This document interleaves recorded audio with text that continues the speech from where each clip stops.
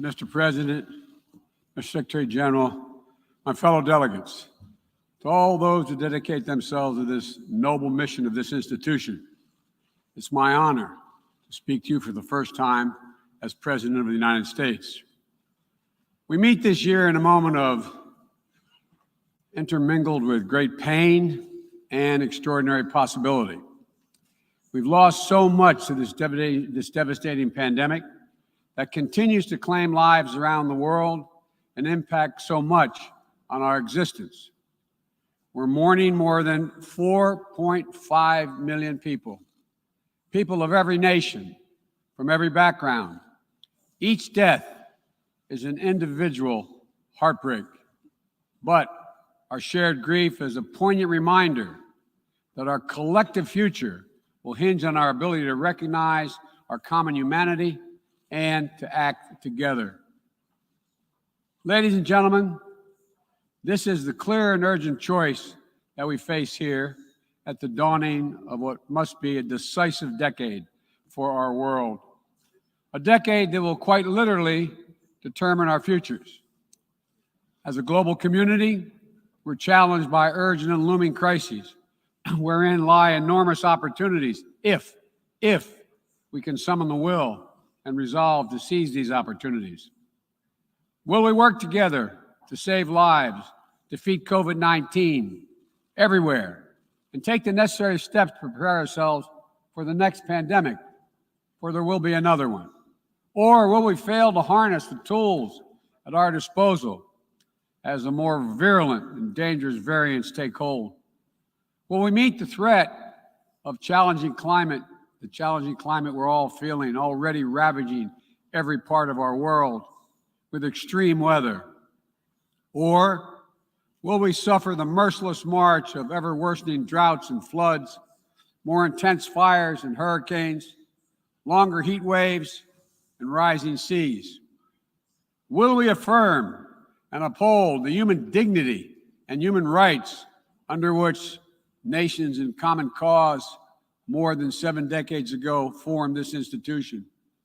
Will we apply and strengthen the core tenets of the international system, including the UN Charter and the Universal Declaration of Human Rights, as we seek to shape the emergence of new technologies and deter new threats?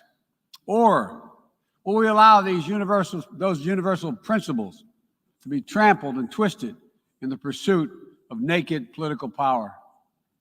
In my view, how we answer these questions in this moment, whether we choose to fight for our shared future or not, will reverberate for generations yet to come. Simply put, we stand, in my view, at an inflection point in history. And I'm here today to share with you how the United States intends to work with partners and allies to answer these questions, and the commitment of my new administration to help lead the world toward a more peaceful, prosperous future for all people. Instead of continuing to fight the wars of the past, we are fixing our eyes on devoting our resources to the challenges that hold the keys to our collective future. Ending this pandemic, addressing the climate crisis, managing the shifts in global power dynamics, shaping the rules of the world on vital issues like trade, cyber, and emerging technologies, and facing the threat of terrorism as it stands today. We've ended 20 years of conflict in Afghanistan. And as we close this period of relentless war, we're opening a new era of relentless diplomacy, of using the power of our development aid to invest in new ways of lifting people up around the world, of renewing and defending democracy, of proving that no matter how challenging or how complex the problems we're going to face, government by and for the people is still the best way to deliver for all of our people.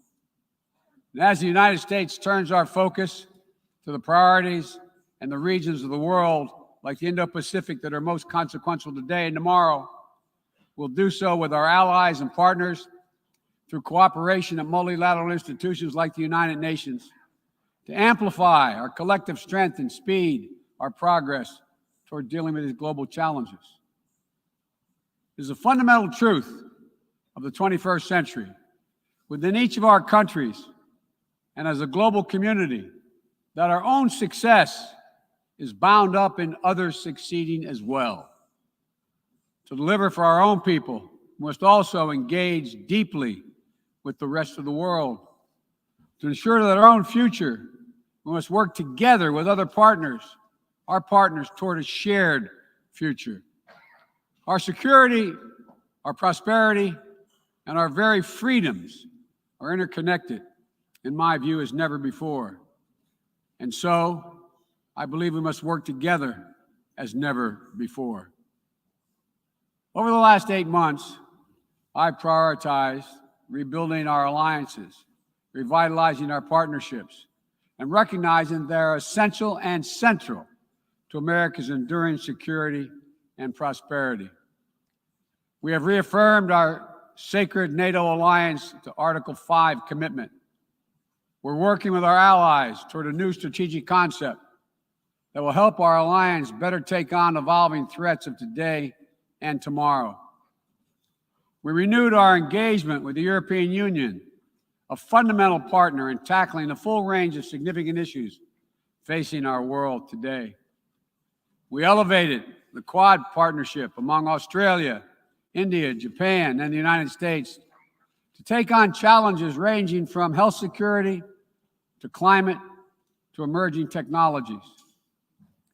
We're engaging with regional institutions from ASEAN to the African Union to the Organization of American States to focus on people's urgent needs for better health and better economic outcomes.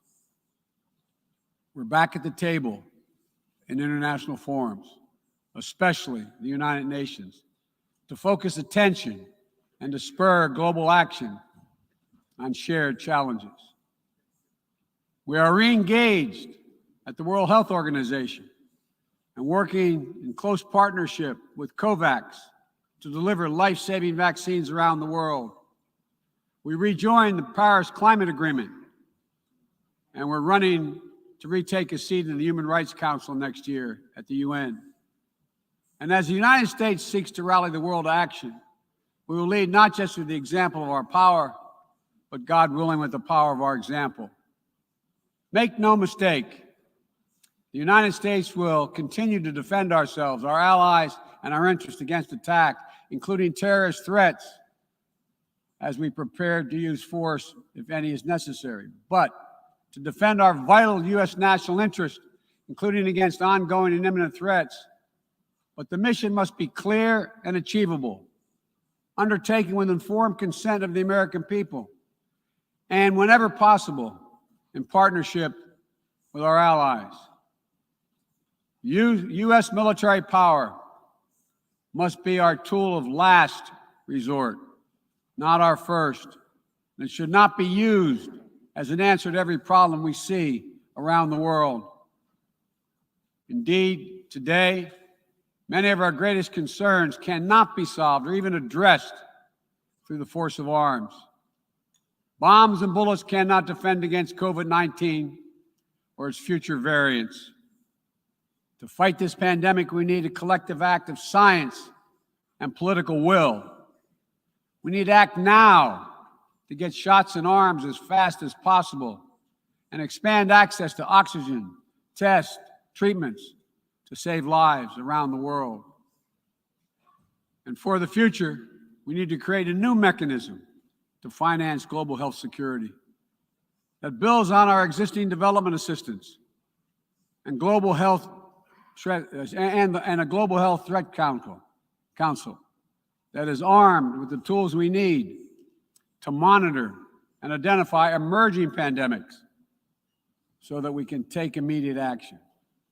Already, the United States has put more than $15 billion toward the global COVID response. We've shipped more than 160 million doses of COVID-19 vaccine to other countries.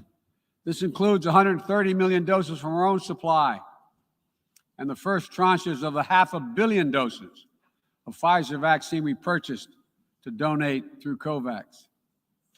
Planes carrying vaccines from the United States have already landed in 100 countries, bringing people all over the world a little dose of hope, as one American nurse termed it to me. A dose of hope, direct from the American people, and importantly, no strings attached.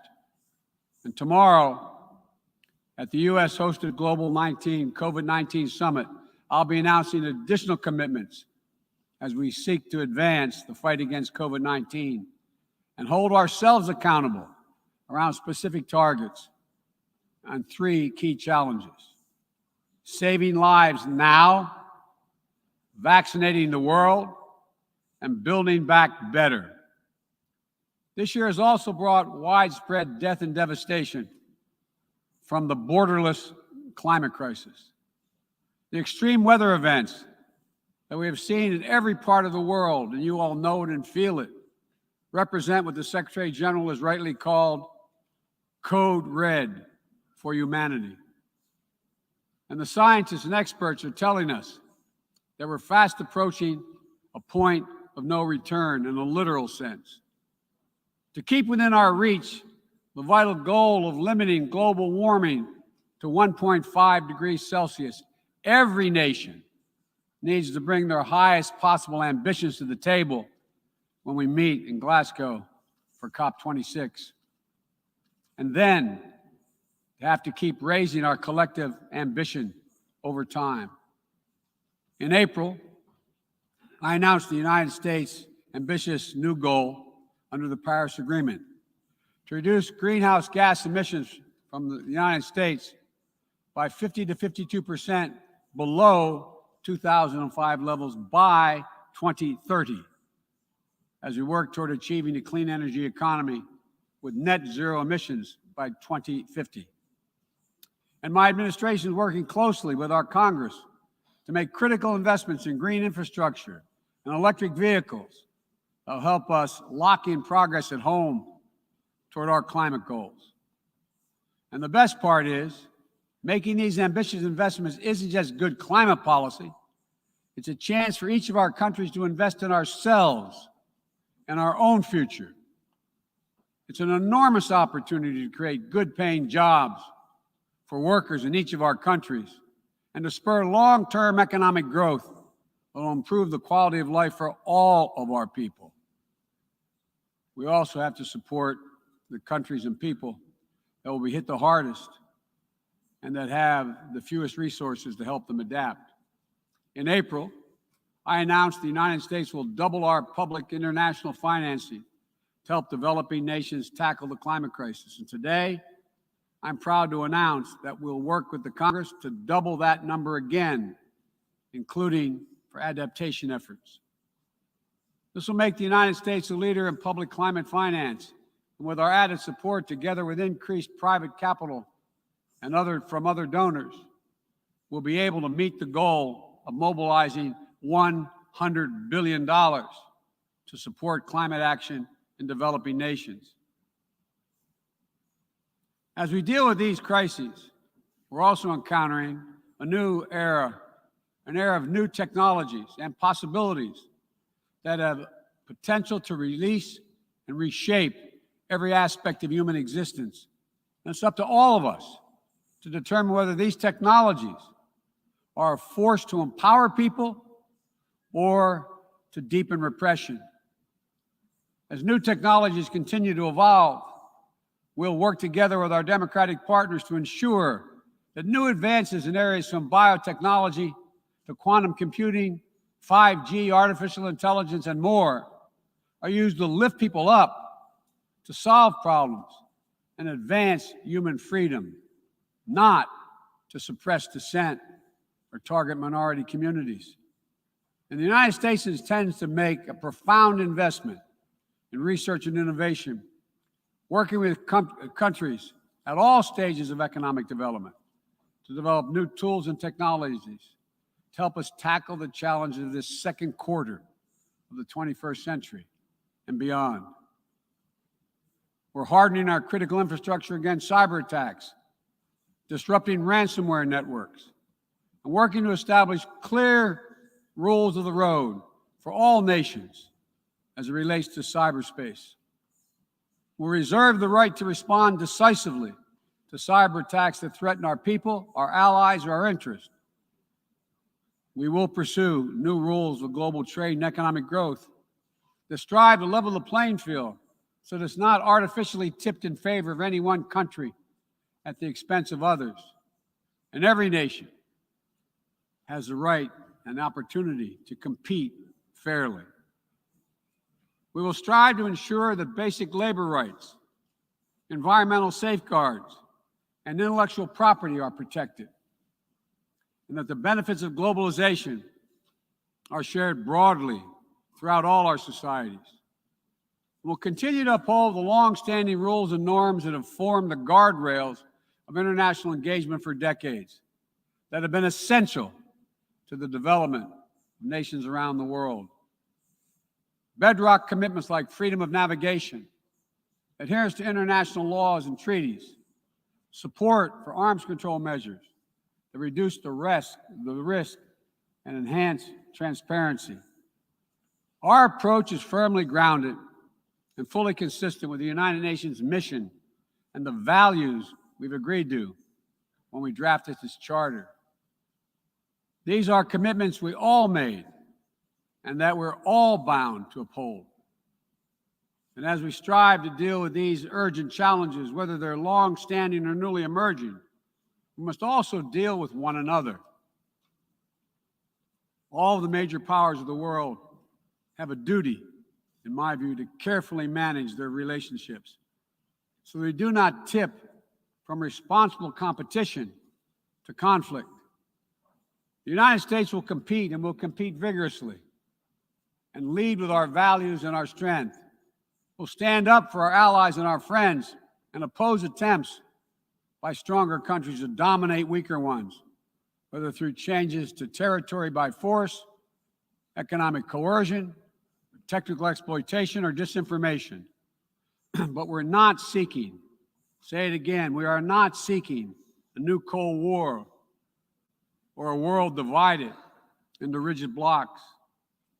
The United States is ready to work with any nation that steps up and pursues peaceful resolution to shared challenges, even if we have intense disagreements in other areas, because we'll all suffer the consequences of our failure if we do not come together to address the urgent threats like COVID-19 and climate change, or enduring threats like nuclear proliferation.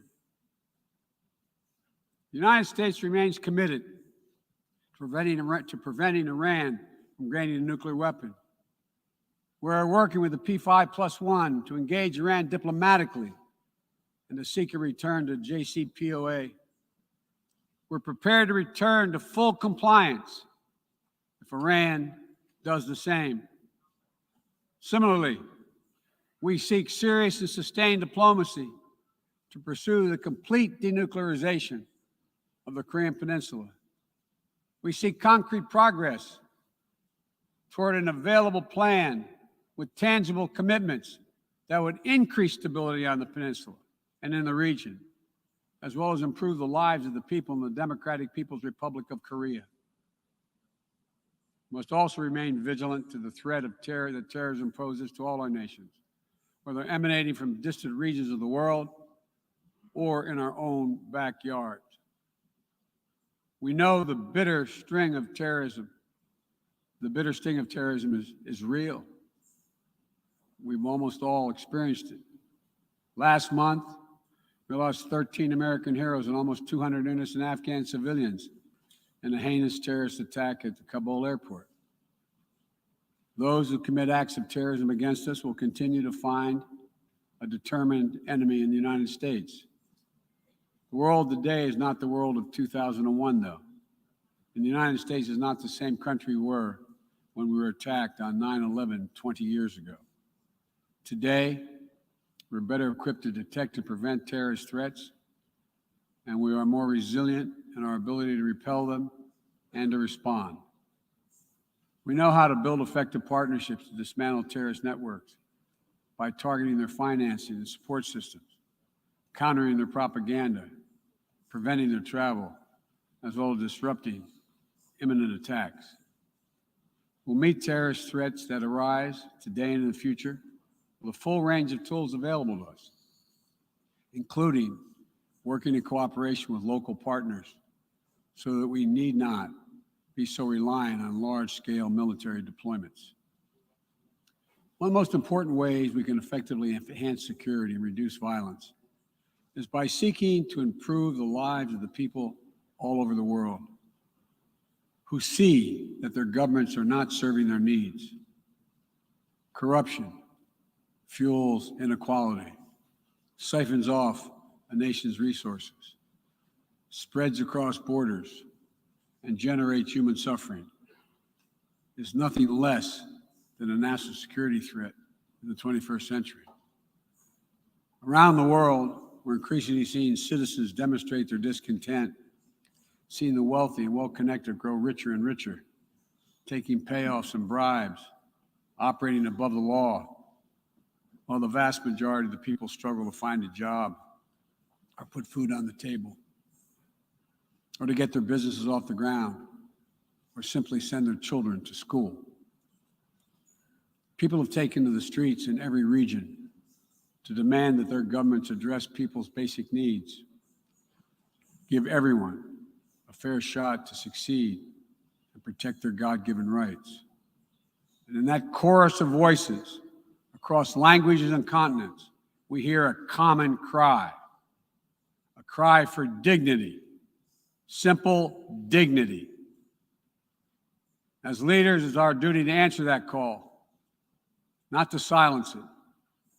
The United States is committed to using our resources and our international platform to support these voices, listen to them, partner with them to find ways to respond that advance human dignity around the world. For example, there's an enormous need for infrastructure in developing countries.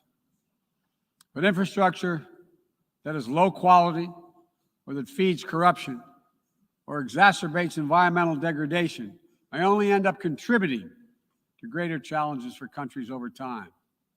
Done the right way, however, with transparent, sustainable investment in projects that respond to the country's needs and engage their local workers to maintain high labor and environmental standards, infrastructure can be a strong foundation that allows societies in low and middle income countries to grow and to prosper. That's the idea behind the Build Back Better world. And together with the private sector and our G7 partners, we aim to mobilize hundreds of billions of dollars in infrastructure investment. We will also continue to be the world's largest contributor to humanitarian assistance, bringing food, water, shelter, emergency health care, and other vital life-saving aid to millions of people in need. When the earthquake strikes, the typhoon rages, or disaster anywhere in the world, the United States shows up, we'll be ready to help. And at a time when nearly 1 in 3 people globally do not have access to adequate food just last year, the United States is committing to rallying our partners to address immediate malnutrition and to ensure that we can sustainably feed the world for the decades to come. To that end, the United States is making a $10 billion commitment to end hunger and invest in food systems at home and abroad. Since 2000, the United States government has provided more than $140 billion to advance health and strengthen health systems, and we will continue our leadership to drive these vital investments to make people's lives better every single day. Just give them a little breathing room. And as we strive to make lives better, we must work with renewed purpose to end the conflicts that are driving so much pain and hurt around the world. We must redouble our diplomacy and commit to political negotiations, not violence, as a tool of first resort. To manage tensions around the world, we must seek a future of greater peace and security for all people of the Middle East. The commitment of the United States to Israel's security is without question, and our support for an independent Jewish state is unequivocal.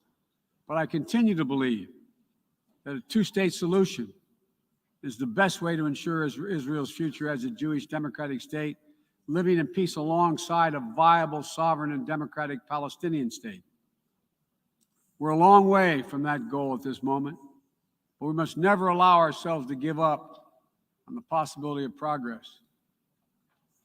We cannot give up on solving raging civil conflicts, including in Ethiopia and Yemen, where fighting between warring parties is driving famine, horrific violence, human rights violations against civilians, including the unconscionable use of rape as a weapon of war. We'll continue to work with the international community to press for peace and bring an end to this suffering.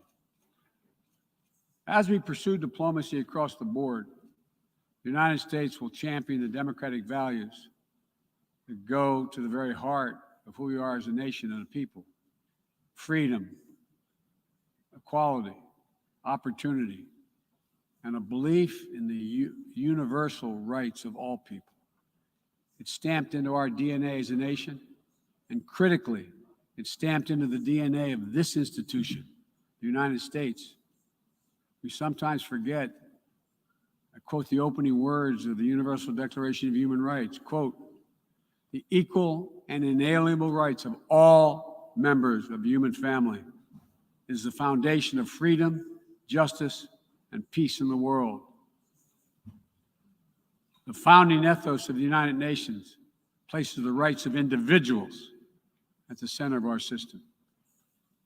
And that clarity and vision must not be ignored or misinterpreted. The United States will do our part, but will be more successful and more impactful if all of our nations are working toward the full mission to which we are called. That's why more than 100 nations united again around a shared statement, and the Security Council adopted a resolution outlining how we'll support the people of Afghanistan moving forward, laying out the expectations to which we'll hold the Taliban when it comes to respecting universal human rights. We all must advocate for women, the rights of women and girls to use their full talents, to contribute economically, politically, and socially, and pursue their dreams free of violence and intimidation. From Central America to the Middle East to Africa to Afghanistan, wherever it appears in the world. We all must call out and condemn the targeting and oppression of racial, ethnic, and religious minorities whether it occurs in Xinjiang or northern Ethiopia or anywhere in the world. We all must defend the rights of LGBTQI individuals so they can live and love openly without fear, whether it's Chechnya or Cameroon or anywhere. As we steer our nations toward this inflection point and work to meet today's fast-moving, cross-cutting challenges, let me be clear. I am not agnostic about the future we want for the world. The future will belong to those who embrace human dignity, not trample it. The future will belong to those who unleash the potential of their people, not those who stifle it.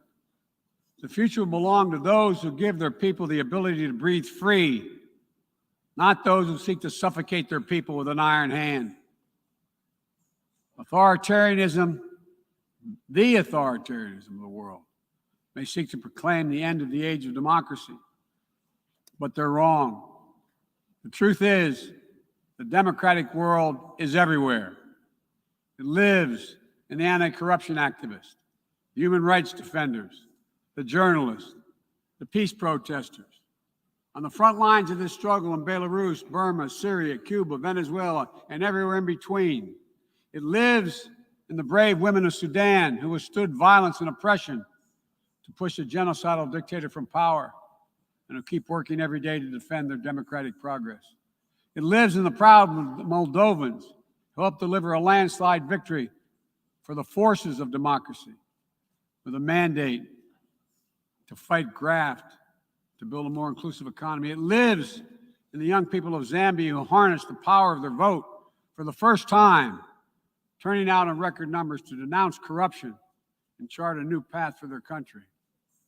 And while no democracy is perfect, including the United States, we'll continue to struggle to live up to the highest ideals to heal our divisions. And we face down violence and insurrection. Democracy remains the best tool we have to unleash our full human potential. My fellow leaders, this is a moment where we must prove ourselves the equals of those who come before us, who with vision and values and determined faith in our collective future built our United Nations, broke the cycle of war and destruction, and laid the foundations for more than 7 decades of relative peace and growing global prosperity.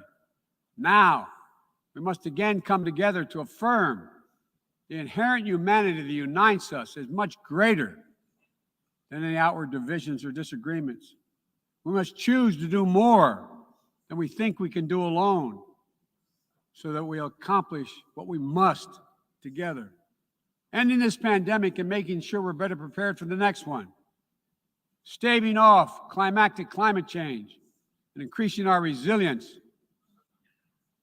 to the impacts we already are seeing. Ensuring a future where technologies are a vital tool to solving human challenges and empowering human potential, not a source of greater strife and repression. These are the challenges that we will determine what the world looks like for our children and our grandchildren and what they'll inherit. We can only meet them by looking to the future. I stand here today for the first time in 20 years with the United States not at war. We've turned the page. All the unmatched strength, energy, and commitment, will, and resources of our nation are now fully and squarely focused on what's ahead of us, not what was behind. I know this. As we look ahead, we will lead. We will lead on all the greatest challenges of our time, from COVID to climate, peace and security, human dignity and human rights, but we will not go it alone. We will lead together with our allies and partners and in cooperation with all those who believe as we do that this is within our power to meet these challenges, to build a future that lifts all of our people and preserves this planet. But none of this is inevitable. It's a choice. And I can tell you where America stands.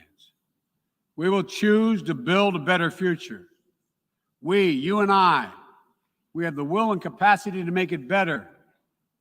Ladies and gentlemen, we cannot afford to waste any more time. Let's get to work. Let's make our better future now. We can do this. It's within our power and capacity. Thank you. God bless you all.